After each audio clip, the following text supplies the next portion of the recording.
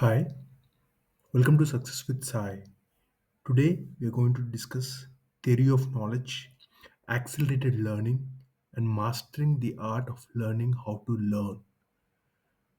There is a very famous author of the book called Future Shock who wrote it in 1970 called Alvin Toffler, who said the illiterate of the 21st century are not those who do not know what to read, how to read and how to write, but those who can't unlearn, relearn, and again learn.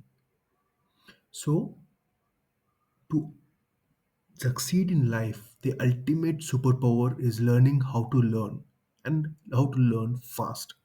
This presentation will inspire you to take charge of your life by mastering how to learn anything faster and with much more purpose and knowing why.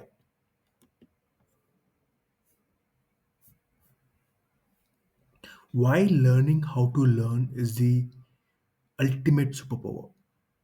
See,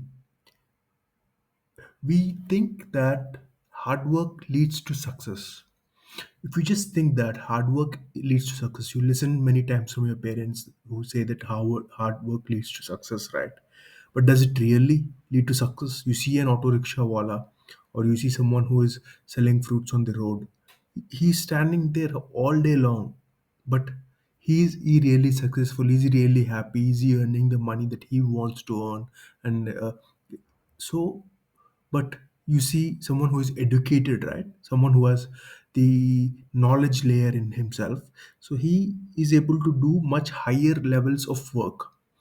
So the future belongs to those who can understand what is most important knowledge to them, to their goals, and achieve their goals by acting upon their knowledge. And another important distinction here is your success in life or whatever you want does not depend on just your intelligence or your intent. It depends on your action. So applied learning leads to success. And in this future, where we call it a VUCA world in the consulting jargon, VUCA stands for volatile, uncertain, complex, and ambiguous. In this world, learning becomes much more important because adaptability leads to those uh, who can survive much better. I mean, only if you adapt, you can survive much better in the world. Otherwise, you will be just out of the workforce, or your income will fall drastically, especially in the age of AI. So we'll discuss how that goes. So conscious growth versus reactive learning is another very important distinction. Most people, right, they do not have a goal. 99% of the people do not have a goal in their life. There was a study conducted between Harvard and Ivy League graduates few decades back, where they saw that while they were graduating, those who had written clear goals were only 10% of the students, and the remaining 90% of the students didn't have any clear written goals. And at the end of 20 years after they graduated, the original surveyors found out that the 10% of people who had goals holded more wealth than the entire 90% of people put together. So what does this say? This says that having goals and working towards them is the one of the best self hacks to have a life in which you will be happy. Because I know money is not everything, but having a certain amount of money gives you time freedom and location freedom, so you can do what you want in your life with your time. So for that, at least you need to earn some good amount of money. So you need to embrace conscious growth. So for conscious growth, it means you have a goal and you're working towards it. Say, and there is an watchman of your apartment. He doesn't have conscious growth, right? In the future, I want every particular person, whether he's an auto driver or a factory worker or even an watchman. Any person who wants to grow must be given an equal opportunity to grow, because in Setrat we believe universal equal opportunity is the cornerstone. It is the foundational block on which the development of the world will be based. Otherwise, we are slaves to luck, and we are slaves to accident of the womb, right? As Warren Buffett put it. So we need to embrace conscious growth and a growth mindset. There are two types of mindsets: growth mindset and fixed mindset. If you have fixed mindset, you believe that whatever knowledge you have, whatever intelligence you have, that is fixed, and you cannot achieve beyond that in your life.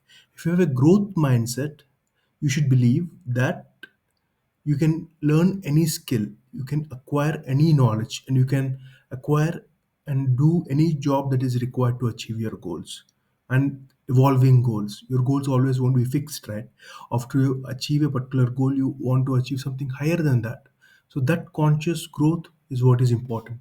And if you follow this, you'll become the architect of your own destiny by seizing opportunities. So that is the objective of this.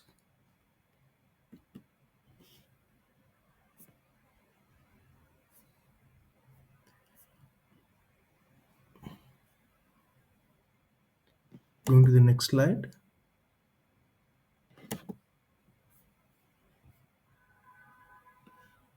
Theory of knowledge. In the International Baccalaureate Organization curriculum, there's a very important subject called theory of knowledge. I was an IBDP student myself about more than a decade ago. So there I studied something called theory of knowledge, which made me really understand how we acquire knowledge and what is knowledge. So it is quite important to understand, right? Because knowledge is what the entire human existence is different compared to other animals. We can process knowledge, we can create knowledge, we can store knowledge, and we can use knowledge. So that's what makes us humans. So in theory of knowledge, we acquire what are the different ways in which we know. We know through language, we know through emotion, how we feel, we know through reason, different types of logic, right? Deductive logic and inductive logic. So deductive logic and inductive logic are two types of reasoning. And then there is perception, how you perceive the world around you. And there is intuition. Intuition plays a key role in our understanding, gut feeling. So you make your decisions through this. And then there is types of knowledge: declarative, which is factual knowledge, and there is procedural, which is skills based knowledge, and there is experiential knowledge, which is the way we live our life. So these types of knowledge and how you acquire this knowledge is very important. So I would like you to watch some videos on theory of knowledge and these kinds of knowledge what you can gain. So declarative knowledge is the very basic knowledge, right? And then procedural knowledge is what you do with it. For example, there are certain assumptions or first principles. This is declarative. And how you apply that is procedural, the way you learn the skills from them. And how you live that in your life when it comes to most wisdom layer of knowledge, that is experiential knowledge. And you have to overcome biases. There's a lot of cognitive biases. I would like you to go to Google Images and search for cognitive biases and check how many biases you have. And in this world there's a lot of misinformation, right? So misinformation and cognitive bias, if it goes together, it is a very dangerous combination, because you're taking in knowledge which is not true, and at the same time your biases are affected by the misinformation. So your future knowledge, even though it is true, you will not be able to absorb it properly. And your social conditioning, how you are brought up in your family, their beliefs, they also affect your learning. And humility is really vital in theory of knowledge, and most really good scientists do have that, right? If a scientist proves something through experiments, and he after a certain period of time, if he is presented with certain new facts or new experiments or new data that goes against his uh, proof, he accepts that and he says yes with the given new knowledge, with the given new experimental data, I agree that my experiment has some shortcomings, and I accept this new knowledge. So humanity is really vital for everyone. We do not know much about our planet Earth. We do not know even about our human brain enough. So humility is really vital.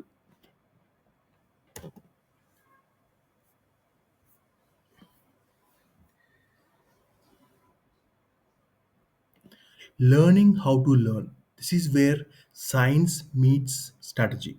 So, brain basics. You need to understand what is neuroplasticity. Neuroplasticity means your brain can and your nerve cells can grow. Like when you learn more and more, and the amount of axon dendrite connections grow in your brain, you will become much more intelligent, because if you have enough neuroplasticity, you can your recall is higher. So that's the reason while you're learning mathematics, you solve multiple problems of similar type. So that what does that do? That makes your neuroplasticity stronger, and you benefit from that particular knowledge and that neuroplasticity when you're writing an exam in mathematics, right? Because you have solved enough problems, and when you see similar problems, can identify the patterns and you'll be able to solve it better. And this is why over learning in subjects like mathematics and physics is really important. You need to relearn and overlearn and practice much more than what is there. Even after you have a conceptual understanding of it, if you just read your textbook and you go to an exam, you're going to fail in mathematics, right? So you need to practice. When you practice, so your neuroplasticity improves. The top strategies is utilizing spaced repetition. There is a concept called spaced repetition in learning strategies, which means after you learn something, you revise it after 1 day, and again you revise it after 3 days, and again after 7 days, and again after 1 month. If you don't revise in this particular way, you will forget. You will not be able to recall it actively, and your retention rate falls down to 70% and then 30% and then zero. So you have to do spaced repetition and Pomodoro technique. Pomodoro technique is, you can just Google for something called Pomodoro timer, in which you can say 25 minutes of focused learning followed by a 5-minute break, and again 25 minutes of focused learning by a 5-minute break. So this makes you focus. Like you cannot study for more than 25 minutes with highest focus, right? So 25 minutes of focus study followed by a 5-minute break. And after 4 or 5 for Pomodoros, you can take a half an hour to 1 hour break. Got it? And the learning boosters are into prioritized sleep. If you want to understand what is the most powerful drug for peak performance, it is good sleep.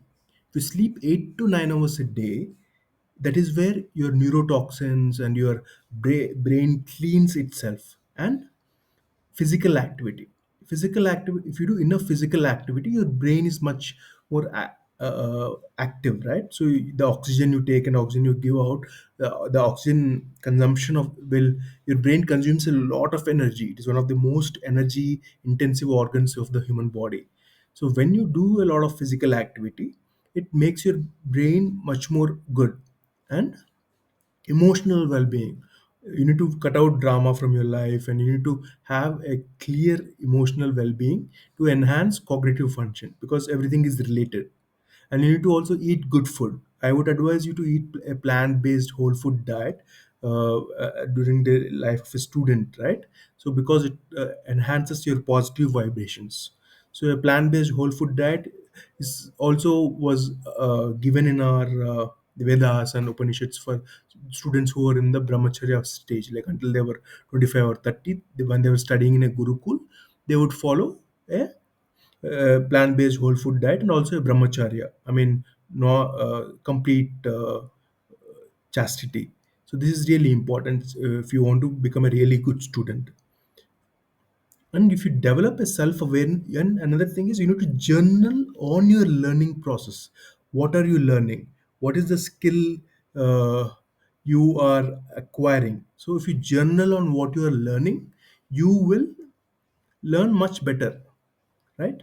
Because that is something called metacognition. If I'm learning about learning, and if I'm aware about what I'm learning, so that is called metacognition. So you develop a self-awareness on your learning process. So when you're aware about something, you have an opportunity to make the process better.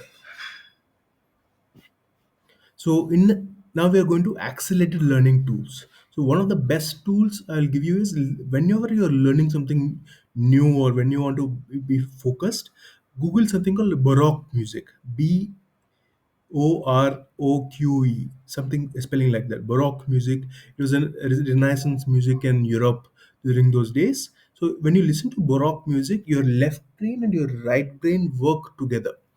And when your left brain and right brain work together, the part which connects the both, corpus callosum, that is activated. When they studied Einstein's brain, they found out that the corpus callosum was having a very high mass compared to other human beings. So that's the main building block idea that we can take in. So if you listen to Baroque music, you'll be able to use your both your logical mind and your creative mind. Your creative mind is your right side of the brain, and your logical mind is the left side of the brain.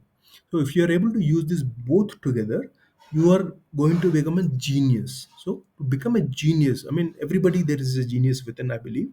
And if you become a genius, you'll be able to attract knowledge and ideas which a normal student does not. So you will be able to be creative, and who knows, you might have a new conjecture in mathematics. So you might solve a big problem which was not solved if you're a college student or you're a graduate student who has the foundations required.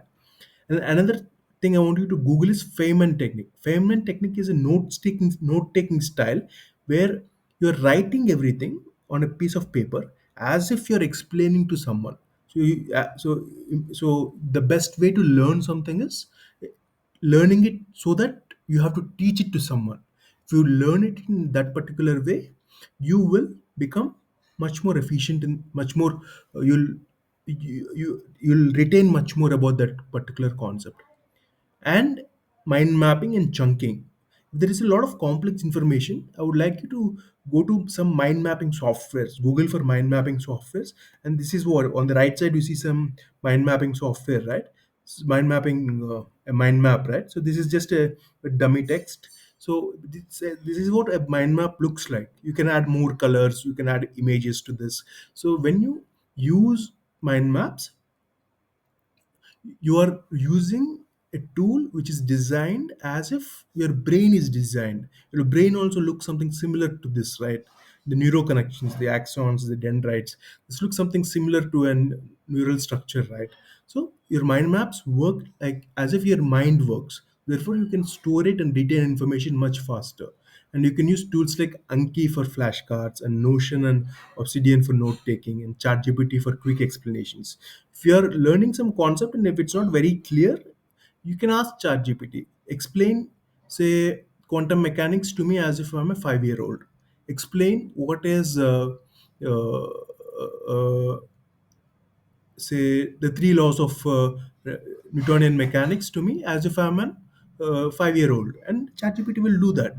And if you, and slowly you can increase your learning. So when you're 5 year old, 10 year old, 15 year old, undergraduate student, graduate student, PhD holder, researcher, if you do that, you're slowly increasing your advancement, your levels of knowledge, right? So deeper and deeper and deeper with more technical jargon, it will explain you, and you can learn much faster. Now we are going to a concept of why you must learn with purpose. Purpose is the most important thing. If you know your why, you need to create a life goal for yourself. For this, I'll advise something called ikigai. Ikigai is a Japanese concept. I mean, some of you might have heard of it. Ikigai translates to what you must do in your life must be based on what you're good at. It must be an intersection of what you're good at, what the world needs, what the world will pay, and what will give you joy. If you're able to find the intersection of it, you'll be happy. Go to ikigaitest.com and answer the 20 to 25-minute questionnaire, and it will give you your ikigai. Answer it 2 3 times so that it is not biased, and answer it as honestly as possible. And then you'll know your ikigai. And once you know your ikigai, I want you to design a career path for yourself where you embrace continuous learning. And if you embrace continuous learning and if you know your ikigai, there is no doubt a day will come when you'll become a leader and people will see you as an influencer and a thought leader. And you need to own your growth. You need to take full responsibility for your time, focus, and personal development journey. Nobody is responsible for your success rather than yourself. Okay, nobody is more responsible. If you think someday somebody will come and help you succeed, no, that is not going to happen. You are solely responsible for your success. And you need to avoid passive consumption and actively engage with content. Write notes on the side of your textbooks, use tools, use AI, and you have to apply what you learn. And discipline over dopamine. This is very important. You need to cultivate discipline in your learning as well as life and resist the urge for instant gratification. For example, dopamine blocks for teenagers are mostly a problem that they get to because of things like masturbation or things like going through reels consistently or drugs. So if you do these things, what happens is your dopamine loop is obstructed. Every time you need more and more dopamine to be happy, or more and more dopamine to feel fulfilled. So if that happens, you'll seek much more gratification and you will not have discipline in your life. So you have to avoid all these things. So you need to set your goals, and your whatever goal that I told you that you set according to your ikigai must be specific. For example, but you should say, but if you have already graduated, you should, on your working or you're having your own company, you can say, you want to earn a certain amount of money. You should say, not I want to earn a lot of money. The universe doesn't say that, recognize a lot of money, right? You have to be very specific. There is a saying by Paulo Coelho who says that if you have clear goal, the entire universe conspires to help you achieve that. And for that, the universe, you need to speak in the knowledge of with the language of the universe. For that, you need to be specific. What you want. You need money, and it needs to be measurable. Say $200,000 of income every year. It needs to be achievable within. You should have a mentor or a role model who has achieved that and relevant for yourself, and it needs to be time bound. So $200,000 by the next 3 years per year. So you need to uncover your why. Identify the deeper purpose and motivation behind your learning endeavors. So imagine, so you want to become a physicist or a rocket scientist, and you clearly know that to become a rocket scientist 5 years or 7 years down the line, today you are learning physics. Okay, how well will you learn Newtonian mechanics? How well will you solve problems if you really know that your goal is to become a rocket physicist or an astronaut one day, right? So you need to really understand your why, and you need to create your learning map. So a 1 year plan, 2 year plan, see the curriculums and how they are progressing, and you need to also acknowledge your milestones and learn. Now going back to the sayings, you can read these three quotes on your own. Learning gives creativity. Creativity leads to thinking. Thinking provides knowledge. Knowledge makes you great. The second quote is by Socrates: the only true wisdom is knowing you know nothing. How much ever you know, there's always much more to know. Entire human knowledge, no one knows, not even a drop in the ocean. And the ultimate freedom is able to learn anything you want at any time and anywhere. Naval Ravikant. He is the founder of AngelList and who has also written a very book called the Almanac of Naval Ravikant. So uh, I would advise you to read that. The final takeaway is, why do we need to learn? Is this pyramid. By learning anything, any knowledge, you'll be able to do your work better.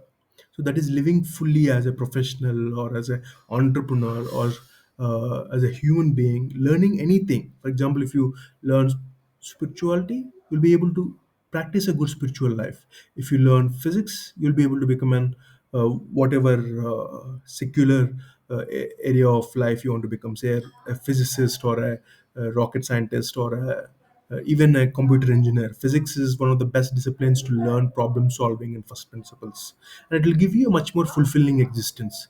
And this also makes you lead wisely, enough knowledge. If you don't learn enough, and if you're not living fully, nobody will respect you in your profession. So to lead someone, you must be able to do your work well first. So this is the final takeaway: learn, live fully, and lead wisely. And this is the challenge I'm giving you.